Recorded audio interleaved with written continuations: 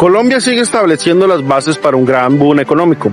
El DANE entregó los datos preliminares de 2024 de la economía nacional y los resultados son esperanzadores. El PIB creció un 1.7%, que es muy acorde a los mejores crecimientos de la región, pero que es 3 veces mayor que el de 2023, que fue de 0.6%. Les muestra esto una tendencia muy marcada de recuperación y que este año debería ser incluso superior.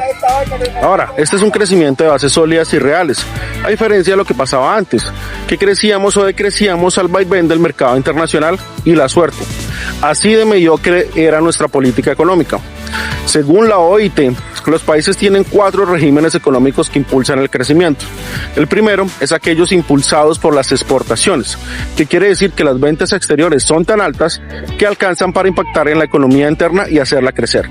En Asia sabemos que ese impulso provino de una fuerte industrialización, pero en Colombia siempre ha venido de la suerte, un producto nacional como el café, el petróleo o el carbón, que se demandan al exterior con altos precios sin nosotros tener nada que ver, lo que genera un impulso en la economía nacional.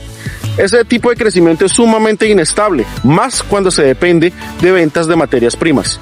Cuando los precios internacionales bajan, los daños que le causan a la economía son peores que los beneficios traídos en épocas de altos precios. El segundo régimen es el impulsado por la deuda, y es que básicamente hay periodos de mucha liquidez en mercados internacionales y algunos países pueden contraer mucha deuda inundándose de capital. América Latina en los 70, Argentina en los 90 y Colombia con el presidente Duque fueron ejemplos de eso. Claro, el problema es que si ese dinero no se invierte muy bien, cuando se congelen los flujos de deuda, llegan las grandes debacles porque la creencia hay que pagarla.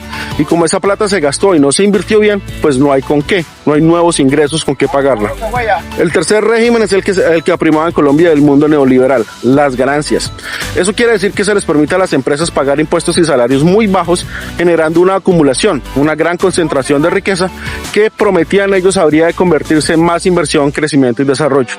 El problema es que, como se ve en Colombia y en el mundo, esa acumulación no se convierte en inversión, sino en evasión fiscal y consumo suntuoso, también llamado consumo improductivo.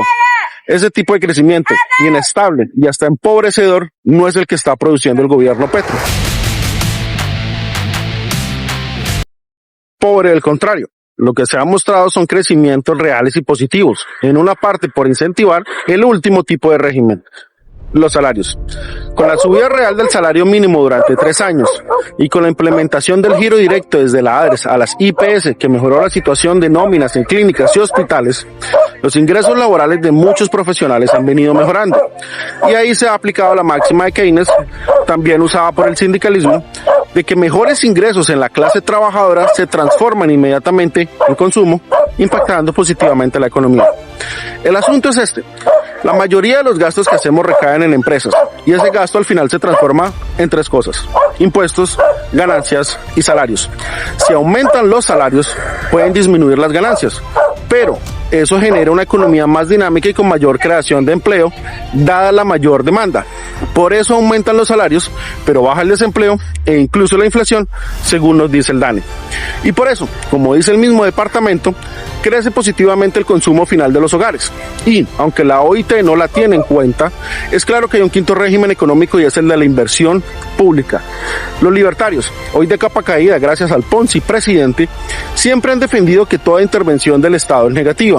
Pero, como han venido demostrando los keynesianos, ese es un error garrafal. La inversión pública ha impulsado las economías de China, de Ecuador durante el primer gobierno de Correa y en mucho también la de Colombia en este periodo. De hecho, el sector económico que más ha crecido en el país es el agro, y ese, sin duda alguna, tiene al Estado como el gran impulsor, al practicar una mini reforma agraria. La mayor inversión pública, lo dice la CEPAL, y los mayores salarios, lo dice la OIT, incentivan la inversión.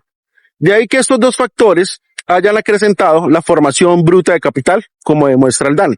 Los indicadores demuestran que la economía colombiana está mejorando, pero más importante es el que está en un proceso de crecimiento sobre bases sostenibles en el largo plazo, permitiendo largos periodos de prosperidad.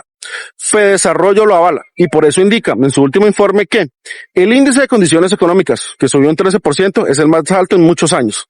El índice de confianza del consumidor de enero es el mejor en los últimos 5 años y se recupera la confianza a la compra de vivienda, teniendo el mejor resultado en un año. Queda claro entonces que La subida de salarios, como aquí hemos insistido, como México y España demuestran actualmente, es excelente para la economía. Sin duda alguna, faltan cosas por hacer. Debe incrementarse más los salarios, como acá hemos propuesto. Debe seguirse impulsando el turismo como mecanismo de consecución de divisas, pero estructurado bajo una política industrial de turismo que permita ofrecer a los visitantes cada vez más y mejores bienes y servicios locales. Deben seguir mejorándose las condiciones del crédito, transformando el ahorro en inversión, y deben buscarse alternativas para la agobiante situación de la deuda pública. Es claro que sí hay un cambio, que ya está teniendo resultados, y si somos capaces de profundizarlos masivamente, terminaremos creando otra república.